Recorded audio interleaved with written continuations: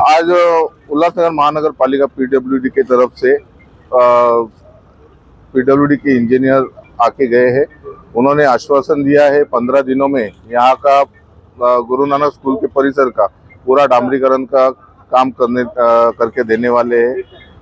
फिर भी हमने उनको बोला है आप 15 दिन का आश्वासन दे रहे, फिर भी हम आपको 5 दिन एक्स्ट्रा दे रहे।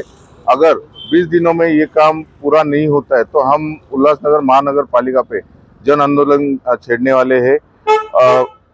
फिर भी हमारा उनसे यही दरख्वास्त है कि 15 दिन में ये काम पूरा कर दिया जाए।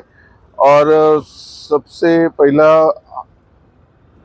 कल हम आंदोलन पे बैठे थे 9 तारीख को, आज 10 तारीख है, आंदोलन हमारा पूरा हुआ है।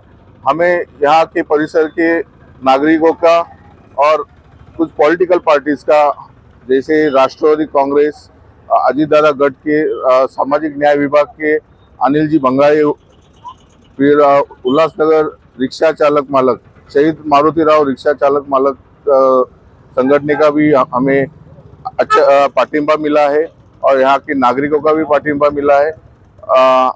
बस हमारी यही विनती है कि जल्द से जल्द ये रास्ता बना दिया जाए।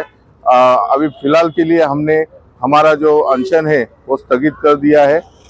आगे का जो भी है 15 दिन बाद अगर रास्ता नाही बनता है तो अगली भूमिका हम जल्दी जाहीर करेंगे। गेल्या 8 वर्षापासून गुरु नानक शाळेच्या परिसरातील रस्ते पूर्ण खड्डेमय झाले होते। ड्रेनेजचं काम सुरू केल्यापासून पूर्ण धुळीचं साम्राज्य होतं। त्याच्यामुळे ह्या विभागातील सर्व नागरिकांच्या आरोग्याचा प्रश्न निर्माण झाला होता। तर तो आम्ही विचारात घेऊन माननीय विशालजी सोनवणे, वामदेव भोयर साहेब आणि आमच्या सर्व मित्रमंडळींनी या ठिकाणी आमरण उपोषणास सुरुवात केली। आज उल्हासनगर महानगरपालिकेचे आयुक्त शहर अभियंता यांनी आम्हाला पत्र दिलं की ताबडतोब या रस्त्याचं पूर्णतः नव्याने डांबरीकरण करण्यात येणार आहे। म्हणून आम्ही आज उपोषण थांबवलेलं आहे, उपोषण सोडलेलं आहे।